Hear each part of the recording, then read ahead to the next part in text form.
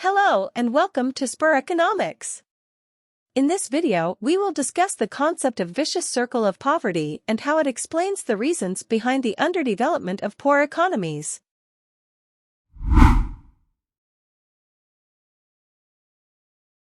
Ragnar Nerks was one of the earliest economists to discuss the concept of the vicious circle of poverty, and many other economists developed it further. It attempts to shed light on the reasons behind the poverty and underdevelopment of certain poor economies and their failure to come out of this situation. It describes a self-reinforcing cycle in which individuals, communities, or economies remain trapped in poverty, with little or no opportunity for upward mobility. Underdeveloped countries suffer from low income, low productivity, and underutilization of resources, which create this vicious circle. This has far-reaching detrimental effects across all sectors of the economy.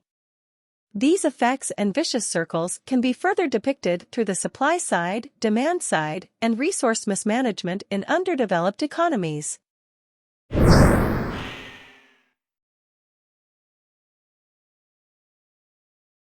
Underdeveloped or poor economies are characterized by a low level of per capita income. This means that there is little room for savings, investment, and capital formation in the economy. The absence of financial capital and investment options limits the growth and expansion of businesses. Without access to funding, businesses may struggle to invest in modernization, expansion, or new ventures that could improve their productivity.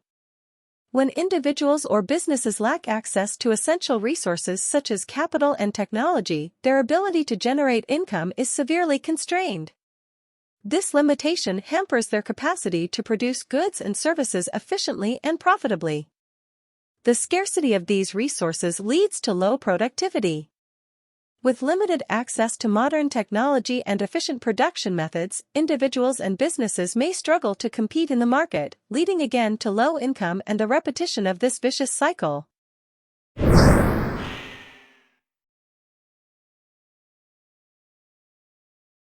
With low income levels, individuals are unable to afford a wide range of goods and services beyond basic necessities, such as food, shelter, and clothing. This is because low income leads to limited purchasing power. Due to limited purchasing power, there is a reduced demand for non-essential goods and services. This has consequences for businesses and industries, as they may struggle to find customers for their products, leading to reduced revenue and potential job losses.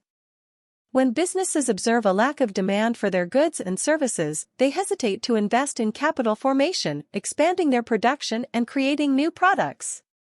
This can further limit income and employment opportunities, leading to low income levels and a repetition of the vicious cycle.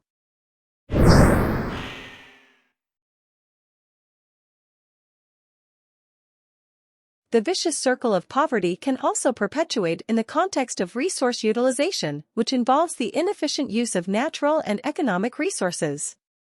Low-income economies lack the knowledge, technology, or resources to use their available natural resources efficiently. This inefficiency can result in low productivity due to mismanagement of resources.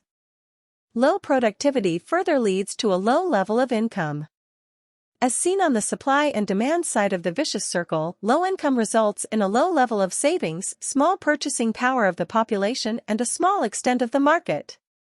Finally, all of these contribute to a lack of investment and capital formation in the economy. Due to inadequate capital and investment, resources remain unutilized or underutilized, leading again to low productivity and low income.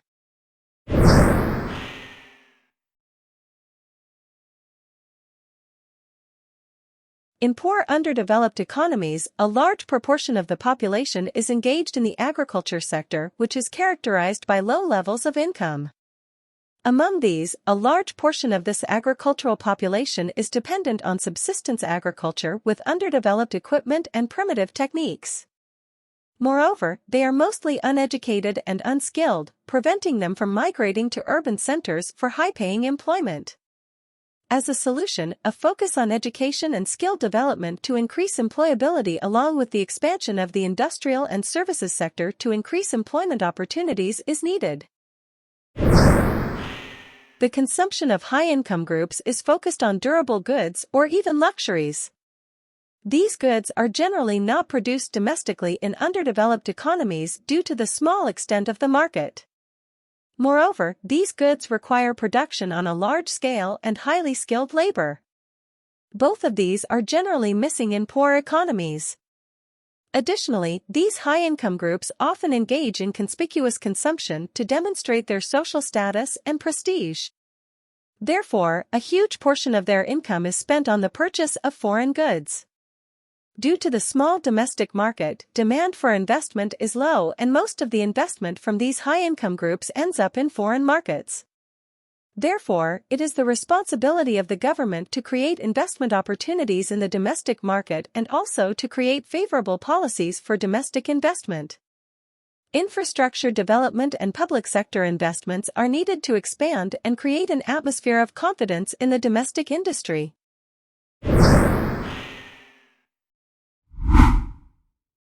Thank you for watching and happy learning!